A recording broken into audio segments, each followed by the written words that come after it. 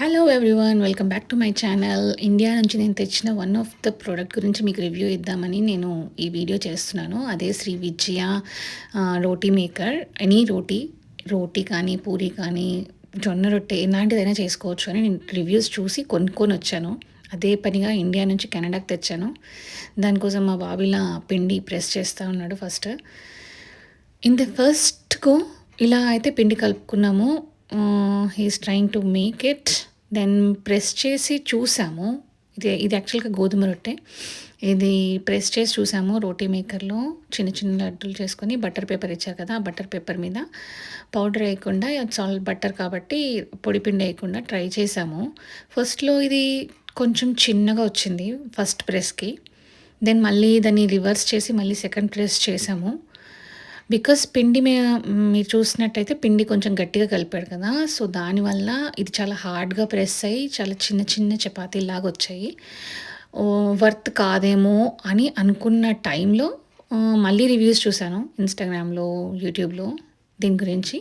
So పిండి తడుపుకోవడంలో కూడా changes చేయాలి అని తెలుసుకొని కొంచెం వేడి వాటర్ వేసి పిండి కలపడం స్టార్ట్ చేశాం.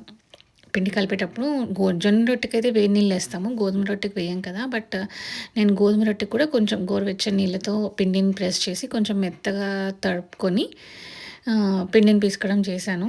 సో దానివల్ల చపాతీస్ చాలా బాగా రావడం స్టార్ట్ అయ్యాయి. అండ్ వన్ ప్రెస్లోనే ఎక్కువ అంటే థిన్గా వచ్చిందనమాట. సో అదొక టిప్. మీరు కూడా పిండిని కలిపేటప్పుడు కొంచెం గోరువెచ్చని వాటర్ వేసి కొంచెం మెత్తగా సాఫ్ట్గా కలుపుకుంటే ఈ రోటీ ప్రెస్లో మనకి చపాతీలు అనేవి ఈవెన్ జొన్న రొట్టెలైనా, ఎలాంటి బియ్యపు రొట్టెలైనా, ఎలాంటివైనా ఈజీగా ప్రెస్ అవుతాయి అండ్ థిన్గా వస్తున్నాయి. తినడానికి కూడా చాలా ఈజీగా, కాల్చడానికి కూడా తొందరగా కాలుతాయి, లోపల కూడా బాగా కుక్ అవుతుంది. సో అలా మేము ఇంకొక టైప్ ఆఫ్ రొట్టె ట్రై చేసాము. ఇది ఫుల్ ఫైబర్ గోధుమ పిండి. దీనిలో యూ కెన్ సీ గోధుమల పార్టికల్స్ కూడా ఉంటాయి ఈ పిండిలో. ఇక్కడ దొరుకుతుంది కెనడాలో. సో అలాంటి పిండి తెచ్చుకొని ట్రై చేసాము. ఇఫ్ యూ సీ అది ఎంత రౌండ్గా అండ్ బిగ్ అండ్ థిన్ ఇలా. నాకైతే వర్త్ఫుల్ అనిపించింది. ఇనిషియల్గా వర్త్ అనిపించలేదు, అయ్యో అనవసరంగా తీసుకొచ్చానా 2 kgs ఆఫ్ వెయిట్ వేస్ట్ అయిందా అనుకున్నాను. కానీ బట్ టైం సేవింగ్. ఒక 4-5 చపాతీస్ అలా చేసేసుకొని వెళ్ళే టైంకి టగటగా కాల్ చేసుకుంటే ఈజీగా అయిపోతుంది.